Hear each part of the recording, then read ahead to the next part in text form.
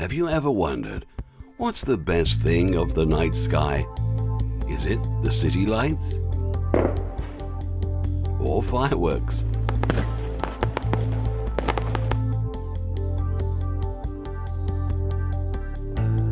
Or maybe the moon? Aha! Much beyond that, quietly twinkling stars.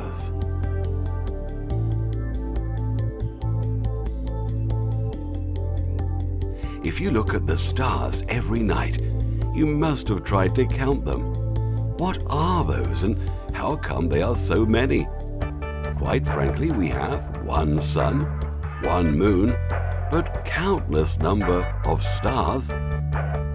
Let me tell you something about those twinkling, sparkly dots. A star is a big ball of gas that constantly gives off heat and light. They are born in a very colorful region of our universe called nebula. In their spectacular home, they evolve and change over time, just like us. They vary in size, mass, and temperature. It usually takes billions of years for a star to complete its life cycle.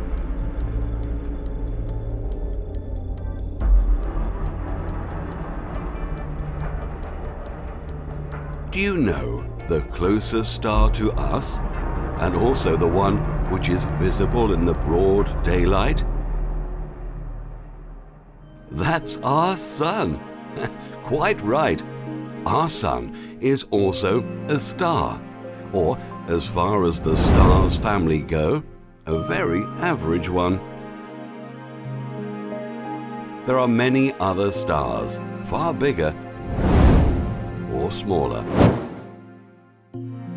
brighter or fainter, or hotter or cooler than our sun.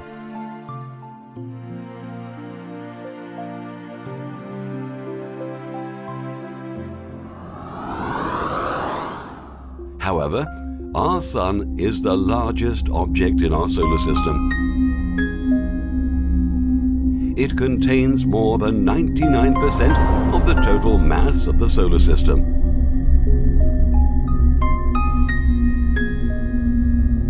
It is also quite essential for the life on Earth.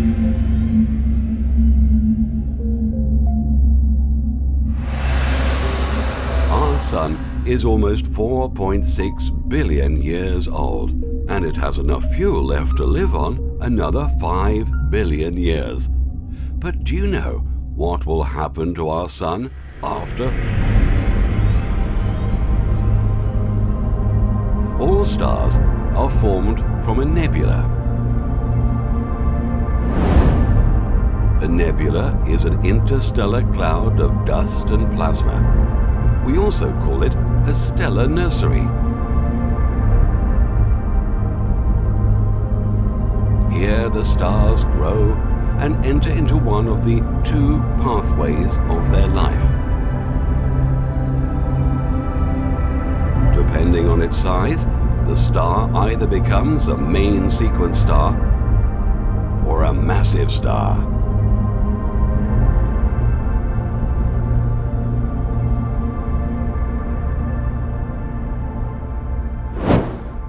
Our sun is a main sequence star. This kind of star lives by burning the hydrogen within its core and turning it into helium. We know this process as nuclear fusion. The sun has a very huge force of gravity in its center. This gravity pushes the sun inward, whereas the burning of hydrogen creates an outward pressure. As a result, the sun stays stable and in the same shape.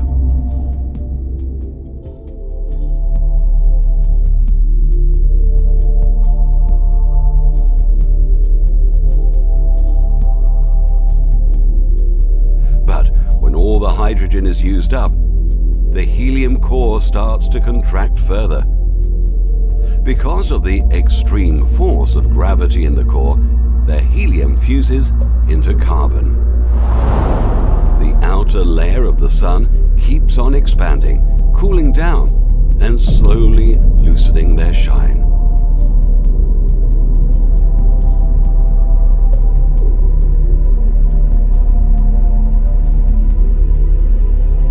This expanding Sun turns into a giant. No, not that type of giant.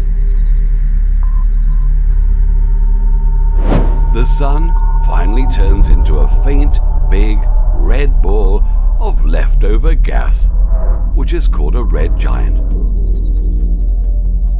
What happens after that? Our red giant Sun still keeps on eating all the helium and turns it into carbon, but when all the helium is also finished, the Sun doesn't stay hot enough to burn the carbon it created. The outer layer drifts away as a gaseous shell and surrounds the core.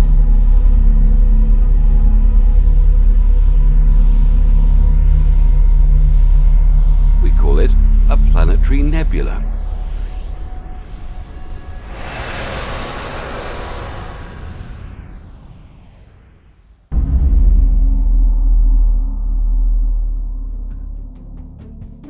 The inner core shrinks down further and becomes the densest forms of matter.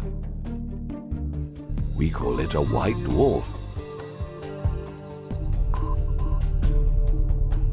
Most white dwarfs are extremely hot and remain hot for a long time. The smaller the dwarf, denser and hotter it is.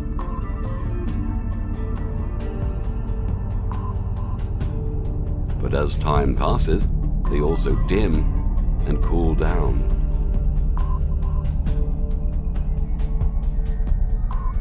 Do you think that's the end of our Sun? Well, not exactly. When it stops shining, a white dwarf turns into a black dwarf and stays that way forever. Since they are black, they stay invisible to our eyes. After many years from now, the Sun will be a black dwarf. It will stay at the same place, but will not be visible at all.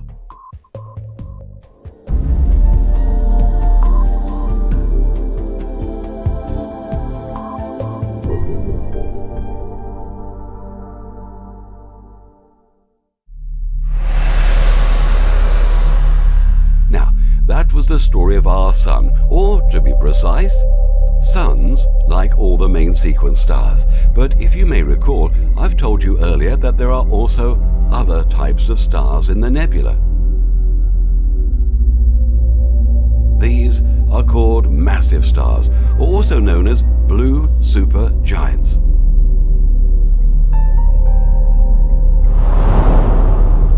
Massive stars also evolve in a similar fashion until they reach its main sequence stage. These stars have much higher amounts of gases in them. Similarly, they stay steady and shiny until all their hydrogen is burnt up. After that, the massive stars turn into a red supergiant. They keep on expanding for a long time, way bigger than the earlier seen red giants.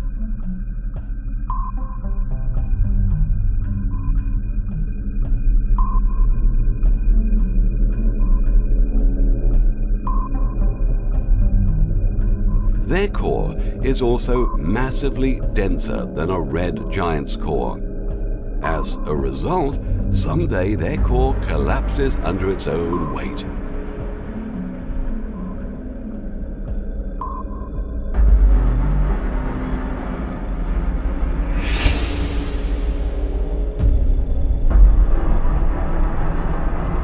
The process emits a huge amount of energy and shock waves and turns the star into a supernova.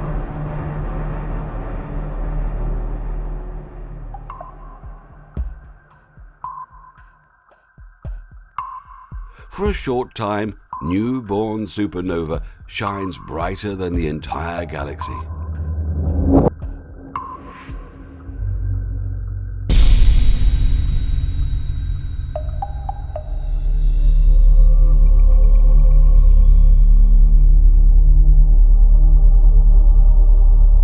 The remaining core of the supernova is very dense but amazingly small in size.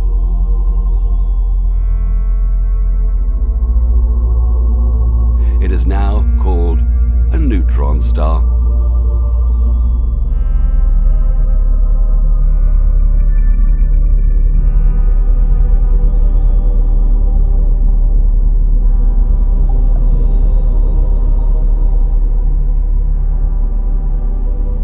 Some of the neutron stars emit jets of powerful light beams at their poles. They are called a pulsar.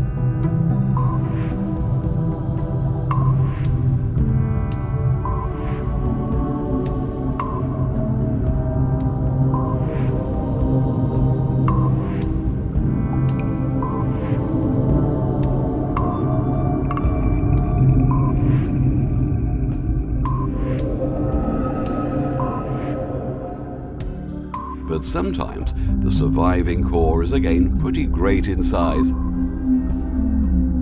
This super dense great core doesn't convert into a neutron star or pulsar.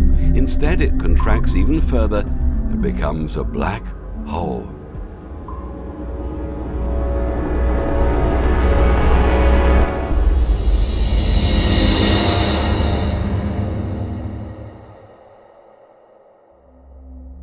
Black holes are the most powerful objects in the entire universe. Their gravity is so high that even the light cannot escape it. And because no light can escape it, they are completely black and invisible to us.